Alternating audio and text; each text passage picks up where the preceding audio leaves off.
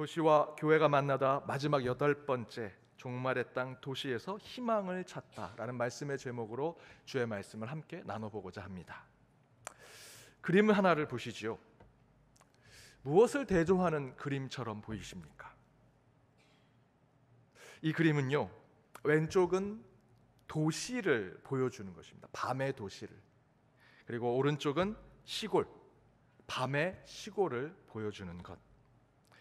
아래 불빛이 보이는 것이 도시의 야경을 보여주는 것이고요, 위에 그 불빛, 별빛이죠. 별빛이 보이는 것이 시골의 밤 하늘을 보여주는 것입니다.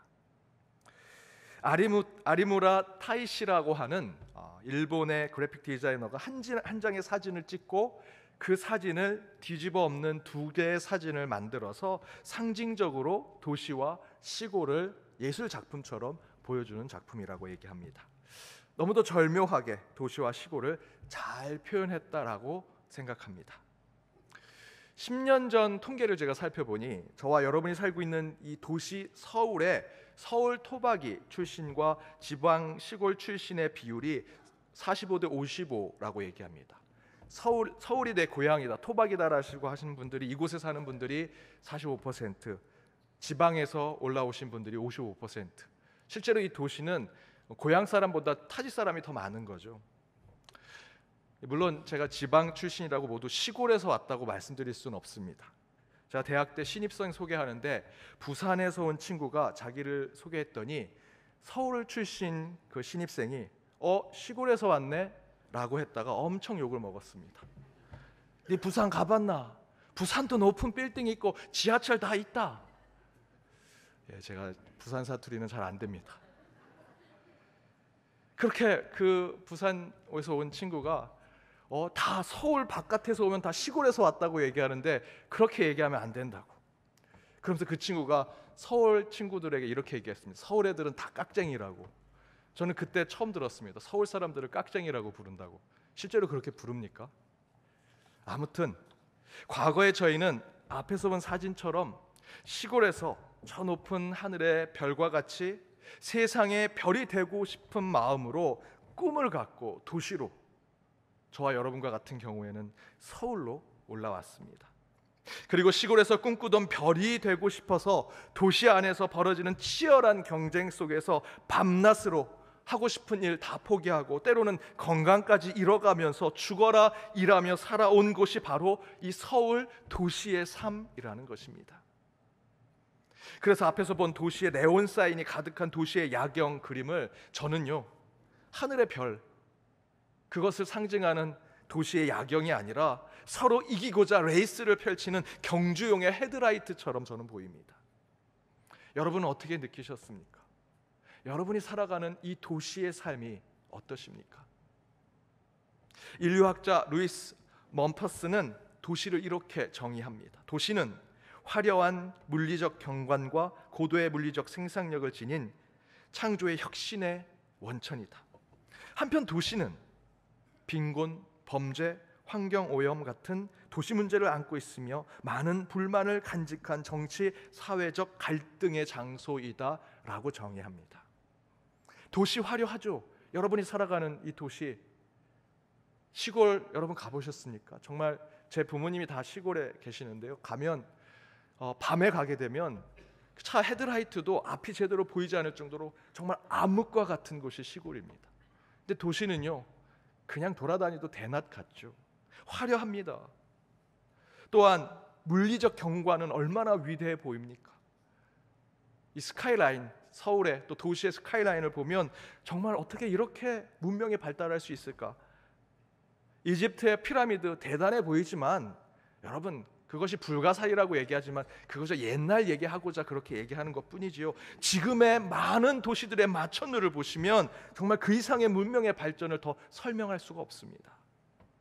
그리고 이 도시에 사는 사람들은 엄청난 재능과 능력을 가지고 있죠. 여러분들 정말 능력이 있어서 이곳에 살고 계신 거 아닙니까? 그런데 그 재능과 능력을 매우 집약적인 시스템으로 200%, 300%의 생산력으로 만드는 곳이 도시입니다. 당연히 그 생산력을 유지하기 위해서 우리는 경쟁하고 또 경쟁하며 살아가는 것이 또한 도시의 삶이라는 것이죠. 그래서 도시는 그런 창조와 혁신의 원천이기도 하지만 동시에 그 반대편의 그림자에는 양극화된 가난, 빈곤, 범죄와 환경 문제가 발생하는 그런 곳이 또한 도시라는 것입니다. 그래서 영국의 신인 윌리엄 쿠퍼는 이런 얘기를 했습니다. 하나님은 자연을 만들었고 인간은 그 자연에, 하나님이 만든 자연에 도시를 만들었다. 실제로 하나님이 하나님의 형상으로 저와 여러분 우리 인간을 만드셨죠. 그렇게 하나님께 창조된 우리 인간은요, 이 땅에 하나님이 창조한 이 자연 세계 위에 도시를 만들었습니다. 그래서 그런지 성경에 보면 하나님은 인간이 만든 그 인간의 욕망으로 만든 그 도시를 별로 좋아하지 않으시는 것 같습니다.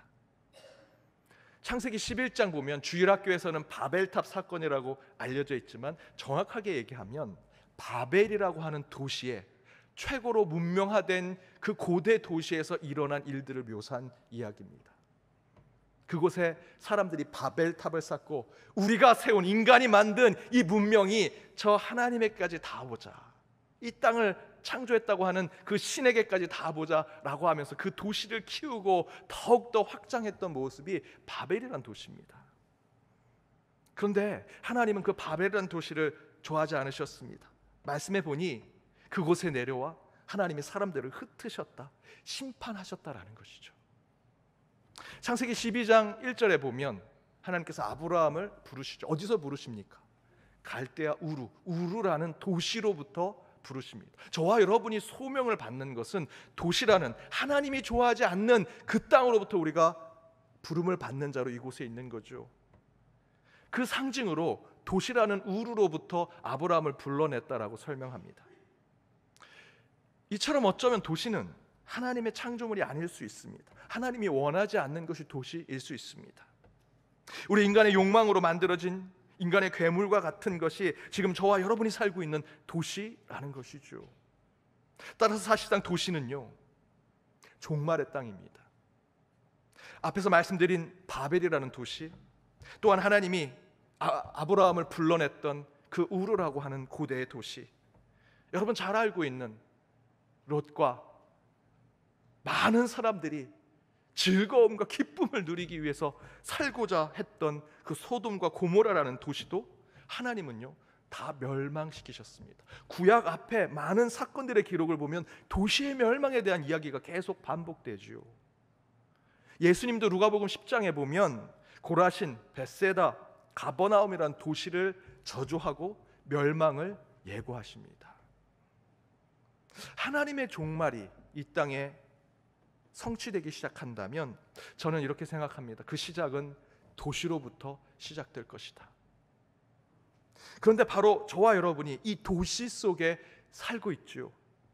그런데 여기서 더 중요한 것은 이제 하나님의 종말이 시작된 이 도시에 여전히 교회가 세워져 있다는 것입니다. 지금 저와 여러분이 예배드리고 있는 우리 연동교회, 연동교회는 129년 전에 이미 도시 안에 세워진 교회입니다. 사대문 안에 있는 교회, 100여 년 전에 도시였던 이 땅 안에 이 연동교회가 세워졌습니다. 지금 수많은 교회들은요 다 시골 교회로 있다가 그곳이 막 아파트, 신도시가 돼서 아파트가 세워져서 큰 교회가 되었죠. 하지만 연동교회는 다릅니다. 처음부터 도시에 세워졌던 교회입니다. 지금까지 도시 중심부에 있는 교회이죠. 그렇다면 저와 여러분은 우리 신앙 가운데 하나님께서 이 도시를 어떻게 생각하는지 그 신앙에 깊이 있는 생각이 필요합니다. 어찌되었든 하나님은 우리 인간의 욕망으로 만들어낸 이 도시를 멸망시키시고 그곳에 종말을 보게 하시려고 하십니다.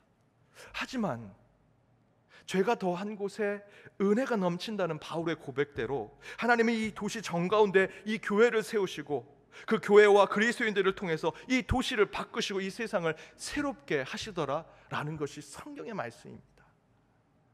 구약시대에 하나님은 우상 숭배하고 불순종하는 도시를 멸망시키셨습니다. 바벨의 도시, 소돔과 고모라, 갈대아 우루, 애굽의 많은 도시들, 여러분 아시는 대로 요나를 보내셨던 그 니느웨, 아수르의 니느웨 멸망시켜 주시려고 하셨고요. 바벨론의 도시들, 하나님은 죄악으로 가득한 세상의 도시들을 철저하게 멸망시키고 심판하려 하셨습니다. 그러면서도 하나님은 더불어 이 도시를 통해서 다시 구원과 회복을 우리에게 보여주시려고 하십니다. 예레미야 선지자는 이렇게 증거합니다. 예레미야 33장 6절에서 8절입니다. 함께 읽어보겠습니다. 그러나 보라, 내가 이 성읍을 치료하며 고쳐 낫게 하고 평안과 진실이 풍성함을 그들에게 나타낼 것이며, 내가 유다의 포로와 이스라엘의 포로를 돌아오게 하여 그들을 처음과 같이 세울 것이며, 내가 그들을 내게 범한 그 모든 죄악에서 정하게 하며 그들이 내게 범하며 행한 모든 죄악을 사할 것이라. 그러나 보라, 내가 이 성읍, 여기서 이 성읍은 저와 여러분이 사는 도시를 이야기합니다. 이 도시를 치료하며 고쳐 낫게 할 것이고 평안과 진실이 풍성한 곳으로 만들 것이다 라고 말씀하고 있죠. 그것으로 누구를 회복한다 이야기하고 있습니까? 유다와 이스라엘이라는 나라를 회복하겠다. 도시 안에 있는, 심판의 대상이 될 도시 안에 있는 그 교회를 통해서 그 성읍을 고치시고 낫게 하셔서 그 도시가 있는 그 나라를 회복시켜 주실 것이다. 바로 그 약속은 오늘 읽은 계시록의 본문의 말씀에서도 동일하게 선포가 됩니다. 오늘 본문의 9절과 10절에 이렇게 증거하죠. 나 요한은 하나님의 말씀과 예수를 증언하는 자다. 그러면서 10절에 주의 날에 내가 성령에 감동되어 그 뒤에서 나는 나팔 소리 같은 큰 음성을 들었다. 여러분, 이것은 사도 요한이 환상을 보고 꿈을 꾸면서 얘기하는 것이 아닙니다. 여기서의 주의 날은요, 저와 여러분이 지키는 오늘 이 주일을 이야기합니다. 밤모섬에 유배되어서 그곳에서 주일날 예배를 드렸습니다. 예수가 부활한 날 그 새벽에 사람들이 모여서 예배를 드린 것을 주의 날이라고 합니다. 그 주의 날에 성령의 감동이다. 예배 드리면 성령의 감동이 있죠. 그 감동이 돼서 내 뒤에서 나는 나팔 소리, 이거는 무슨 환상의 환청이 들은 게 아니고요, 우리 찬양대가 찬양을 불렀던 것처럼 그 초대교회 때도 바로 찬양대가 악기로 나팔 소리로 그 주일날 예배를 드릴 때 그 찬양 소리를 들으며 그 가운데 하늘의 음성을 들었다, 하늘의 계시를 받았다라는 것입니다. 무엇에 대한 계시를 받았는가? 우리 11절 말씀을 함께 읽어보겠습니다. 함께 읽겠습니다. 이르되 내가 보는 것을 두루마리에 써서 에베소, 서머나, 버가모, 두아디라, 사데, 빌라델비아, 라오디게아 등 7교회에 보내라 하시기로. 그 주일날, 저와 여러분이 드리는 이 주일날 예배를 통해 찬양대의 찬양을 들으며 성령의 뜨거운 가운데 하나님께서 그 사도 요한에게 7개 교회, 7개 도시에 세워진 그 교회에 하나님의 말씀을 전하라고 이야기하고 있습니다.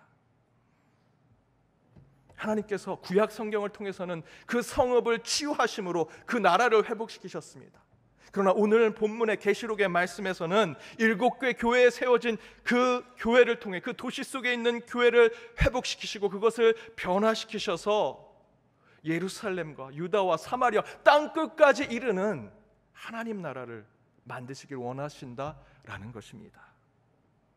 이 7개 도시는요, 실제로 여러분 이미 아시는 대로 이교도들이 가득한 곳이었습니다. 다른 사상, 다른 복음, 다른 우상들이 가득한 곳이었습니다. 윤리와 도덕이 타락한 곳으로 잘 알려진 곳이었습니다. 그곳의 종교는요, 저와 여러분이 지금 죄라고 얘기하는, 세상에서도 그렇게 하면 안 된다라고 얘기하는 그 모든 범죄를 다 정당화시켰습니다. 남색, 여기서의 남색은 단순한 남색이 아닙니다. 어린 미소년을 데리고 다니는, 당시 시대의 부자들이 갖고 있는 유행한 문화가 뭔지 아십니까? 미소년들을 데려다니면서 남색을 하는 것이었습니다. 그렇게 해야 잘 사는 사람처럼 보였습니다. 이교도들의 제단에 가면 창녀들이 널려져 있습니다. 그 창녀들과 성행위 하는 것이 종교적 행위로 받아들였습니다. 내 가정이 있음에도 불구하고 그것이 종교야, 종교의 행위야, 그거는 죄가 아니야, 죄의식을 느끼지 마 라고 얘기하는 것이 이교도들이었습니다. 그것이 만연한 것이 7개 교회, 7개 도시였습니다. 그런데 하나님은 그 도시에 교회를 세우셨습니다. 물론 그 도시들은 심판의 대상이지요. 그러나 하나님은 죄가 더한 곳에 은혜를 베푸시기를 원하신다는 말씀처럼 그 도시 가운데 단 한 사람이라도, 단 한 마리의 잃어버린 양이 그곳에 있다면 바로 그 도시 위에 세워진 교회를 통해 치유하고 회복시키며 구원을 베푸시기를 원하시더라라는 것입니다. 그렇다면 왜 하필 도시의 중심에 돈과 우상이 판을 치는 시장 한복판에 하나님은 교회를 세우셔서 이 교회를 통해 이 땅을 구원하고 새롭게 하시려는 것일까? 도대체 저와 여러분이 속한 이 교회의 무엇 때문에, 무엇을 통해 이 종말의 때에 멸망으로 가는 이 도시를 하나님은 구원케 하려고 하시는 걸까? 그 이유는요, 역사를 보면 역사 속에서 교회는 도시 안에 영적인 도덕성 그리고 사회적인 신뢰성을 지키는 공동체였기 때문에 교회가 타락하고 멸망해가는 도시의 유일한 소망이 되었다라는 것입니다. 다시 말씀드리면 교회 안에, 도시 안에 교회가 세속화되지 않고 거룩한 도성으로서 이 땅을 지킬 수 있었던 이유는요, 교회, 당시 시대의 교회와 그 교회에 나오는 그리스도인들이 세상과는 구별된 높은 영적인 도덕성을 가지고 있었고요, 내 이웃과 주변의 사람들에게 깊은 관계성을 가지고 있는 사회적 신뢰성과 믿음을 보여주었기 때문이다라는 것입니다. 무슨 얘기일까? 여러분, 역사책을 뒤져보면 역사의 시간 안에서 흥망성쇠를 맛보던 수많은 제국의 나라들이 있습니다. 자신들의 영토를 넓히기 위해서 그들은 땅 따먹기를 했습니다. 제국이 나라를 차지하는 거, 여러분 세계사를 보시면 그 나라들의 영토가 국경이 점점점 늘어나죠. 그렇게 땅 따먹기를 하는 것이 제국의 나라들입니다. 그 제국에 등을 업고 나아갔던 자들이 그 제국의 나라 가운데 함께했던 종교들입니다. 그들도 영토 확장에 따라서 포교가 됐습니다. 그 제국의 나라가 이만큼 땅의 국경이 늘어나면 그만큼 그 종교도 확장이 된 겁니다. 영토 확장을 통해 포교를 한다는 것은요, 칼과 창을 들고 너 내가 믿는 신을 믿을래? 아니면 죽을래? 라는 협박과 공포로 종교를 확장시키는 것이었습니다.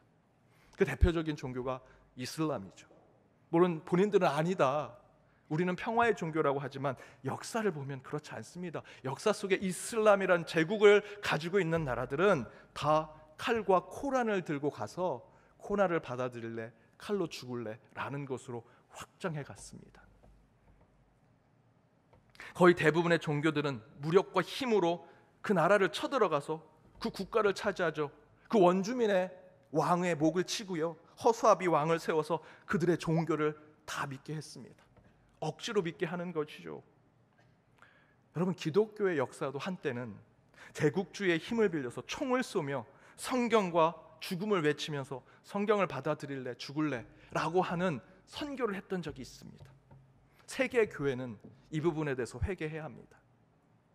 그러나 한 시대의 역사를 제외하고 우리 기독교는요, 영토 확장과 국가 정복으로 포교하고 선교하지는 않았습니다. 그러면 우리 기독교의 선교의 대부분은 무엇이었는가? 기독교의 선교는요, 도시에 교회를 세우는 것이었습니다. 도시에 교회를 세우는 것.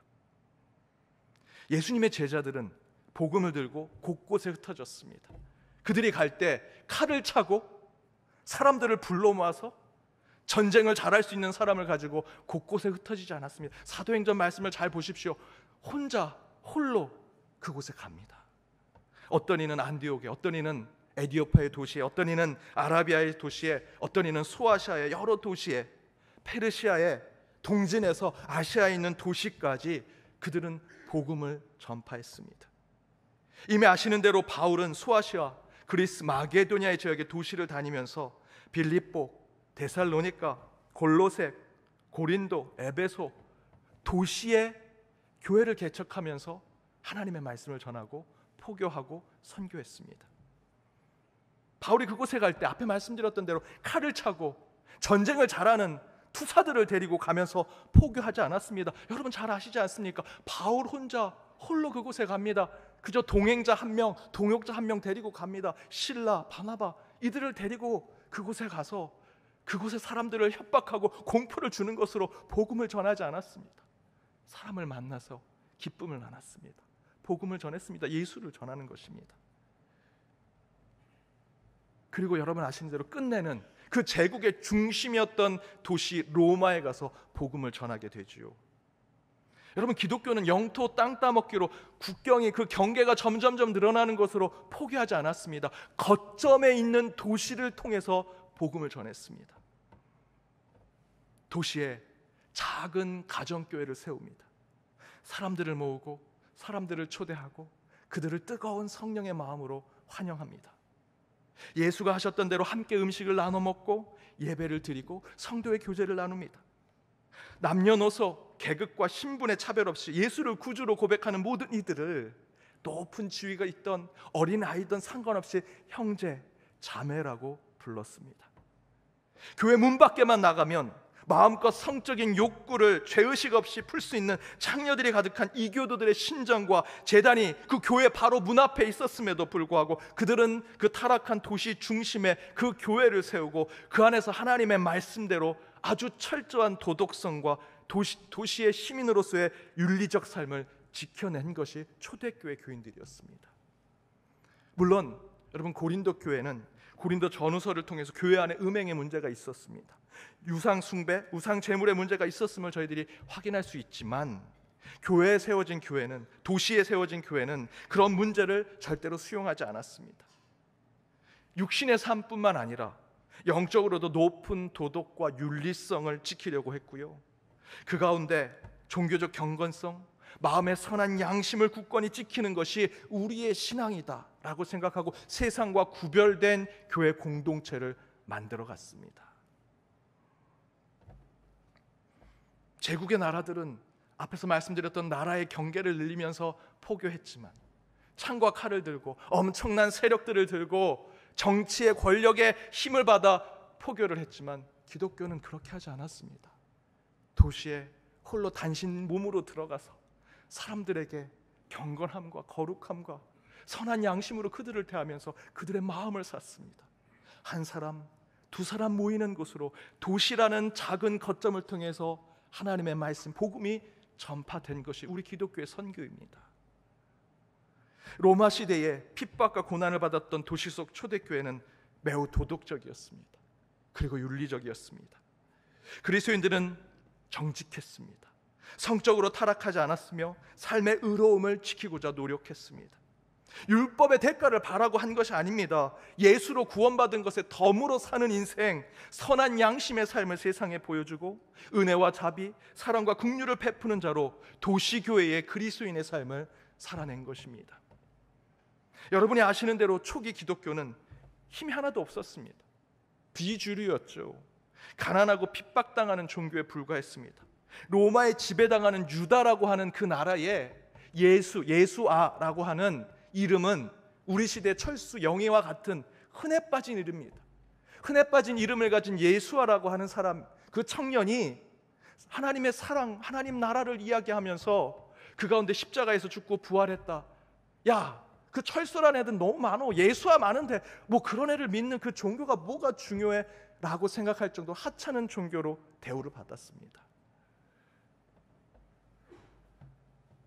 차라리 저와 여러분이 생각할 때 칼을 들고 사람들의 세력을 만들어서 오병이어 사건 때처럼 사람들에게 떡과 그 생선을 나눠 먹게 하고 기적을 보게 하고 사람들이 야, 저분을 임금으로 세우자라고 했을 때 그런 마음으로 포교를 했다면 더 많이 할 수 있지 않았을까? 그 로마 제국이 기독교를, 각 도시에 세워진 그 초대교회를 더 인정하지 않았을까 생각을 하는데, 역사는요, 이 성경의 역사는 그렇게 보여주지 않습니다. 초대교회는 그렇게 하지 않았습니다. 대신에 초대교회는 이렇게 합니다. 선으로 악을 이기라. 여러 시험이 와도 참고 인내하고 도리어 기쁘게 여기라. 갇힌 자가 될지라도 착함과 의로움, 진실함을 지키라 라는 하나님의 말씀을 지키게 했습니다. 이렇게 도시 안에 세워진 교회, 그 안에 진실한 신앙을 지켰던 그리스도인들은 언제 어떻게 다시 올지 모르는 예수님과 그 종말의 때를 소망하면서 그 신앙을 지켜냈습니다. 그렇게 네로 황제를 비롯해 수많은 로마의 황제들의 핍박과 박해에도 도시 속 교회는 오늘 본문의 말씀대로 처음이요 마지막이시며 세세토록 살아계셔 사망과 음부의 열쇠를 가진 예수 그리스도를 붙들고 버티고 또 버티면서 교회를 지켜냈습니다. 더 정확히 말씀드리면 그들의 양심과 그들의 정직함, 그들의 도덕성, 그들의 윤리적인 삶으로 교회를 지켜낸 것입니다. 사람의 수, 교회의 크기, 교회 안의 권력, 교회가 가진 세상의 재산과 물질, 그것으로 교회를 지키는 것이 아니라 교회의 거룩함과 경건함, 교회 안에 다니는 성도들의 선한 양심의 도덕성과 높은 윤리성으로 그 믿음을 지켜냈다라는 것이죠. 물론 그렇게 해서 그들이 천국에 가는 조건을 받는 것은 아니었지만 그들은 그런 거룩하고 의로운 삶으로 세속된 도시 속에서 교회를 지켜낸 것입니다. 그렇게 초대교회, 예수가 죽고 부활하신 후 사람들이 곳곳에서 성령을 통해서 교회를 세우기 시작한 300년이 지나고 그 300년 동안 버티니 313년 밀라노 칙령을 통해서 기독교는 자유를 얻게 되죠. 그리고 또 100년이 지나니 392년 테오도시우스 황제를 통해서 로마의 유일한 종교가 이제 기독교가 될 것이라고 하는 국교화가 됩니다. 물론 국교화 이후로 기독교가 권력과 결탁된 안 좋은 역사를 가지고 있지만 그 전까지 기독교가 국교화되기까지는요, 그 300년 동안 그 이교도들의 그 부도덕, 부정직, 잘못된 것을 따라가지 않았습니다. 그것을 죄의식에 갖고 있지 않았음에도 불구하고 하나님 말씀에 그것은 우리가 따라갈 수 없다, 오직 주의 말씀 가운데 높은 도덕성과 사회적인 신뢰와 믿음을 보여주는 교회를 지켜내서 끝내는 로마의 국교가 되지요. 이처럼 교회는 이 종말의 시대의 유일한 소망의 땅이 될 것입니다. 그런 소망의 빛은 눈에 보이는 유형의 것이 아니라 눈에 보이지 않는 무형의 신앙으로 만들어진다라는 것입니다. 한참 코로나 때 한 할아버지가, 교회에 우리 성도님들도 오시지 못하는 그때 한 할아버지가 마당에 이렇게 오시더니 본인은 기독교인이 아니라고 하면서 쓱 지나가시면서 제게 이렇게 얘기하십니다. 아, 이 금사라기 땅에 왜 교회가 세워져 있노? 야, 이거 아깝다 이거. 그러고 지나가십니다. 제가 그 말을 듣고 아닙니다, 이 교회가 이곳에 있는 사명이 있습니다 라고 강하게 얘기를 했어야 되는데, 제가 그 얘기를 듣고 유혹에 빠지기 시작했습니다. 야, 세상 사람들도 이 땅이 좋다고 한다. 야, 이거 팔아가지고 우리 교회 조금 성도들 많이 있는 곳에 좀 변두리에 가서 교회 세우고 더 크게 더 좋게 세우고 성도들 더 많이 해서 부흥시키면 좋겠다. 제가 이런 유혹에 빠졌습니다. 조금 빠졌습니다. 너무 진지하게 저를 보시지 마십시오. 그런데 하나님이 저를 치셨습니다. 혼내셨습니다. 혼난 얘기는 제가 다음에 드리겠습니다. 대신에 하나님께서 제가 그 코로나 기간 중에도 이 교회를 찾는 성도님들을 보게 하셨습니다. 그 어르신들이 1시간, 2시간 힘들게 대중교통을 타고 땀을 뻘뻘 흘리시면서 교회에 오십니다. 그리고 이 성전에 와서 기도하고 신협에 가서 봉헌하는 거, 아주 깨끗한 집회로 봉헌을 하십니다. 교회가 세워진 종로 5가를 위해 기도합니다. 본인이 사는 마을도 있는데 이 종로 5가를 위해서, 이 주변의 지역을 위해서, 광장시장을 위해서, 대학로를 위해서 기도하십니다. 또한 교회 안에서 때로는 좀 이렇게 험하신 분들이 계십니다. 말도 좀 세게 하시고. 그런데 그분들이 교회 바깥에서는 상냥하게, 아주 친절하게 사람들에게 안내하십니다. 우리 연동교회가 여기 있고요, 대학로는 일로 가십니다. 집사님, 교회에서는 이렇게 막 험하게 얘기하시는데 왜 교회 바깥에서 이렇게 상냥하십니까? 제가 성격은 좀 욱하지만 교회 밖에서 괜히 그분들한테 그래가지고 교회 욕먹으면 안 되죠. 저 연동교회 사랑합니다. 그들의 그 모습을 보면서 왜 이 교회가 이곳에 세워졌는지, 이곳에 1시간, 2시간, 어떤 분은 천안에서, 예전에 계셨던 권사님은 부산에서 올라올 정도로 이 연동교회를 지키려고 하시는지, 이 도시 속에 있는 연동교회 하나님의 뜻이 무엇인지를 다시 깨닫게 되었습니다. 그래서 저는 다시 회개하고 이곳 연동교회를 위해서 정말 제 생명과 목숨을 다해 내 사역과 목회를 하겠다 결심했습니다. 그래서 저는 교회를 위해서 기도할 때마다 하나님, 우리 연동교회가 왜 종로구 김상옥로 37번지에 세워졌는지 저를 깨닫게 해주십시오. 그리고 또 하나 우리 교회를 위해 이 땅을, 이 교회를 통해 이 땅을 변화시켜 주시고 이곳, 이 땅, 이 도시, 이 서울을 우리 연동교회를 통해서 변화시키시고 소망을 주시고 새롭게 만들어 주십시오라고 항상 기도합니다.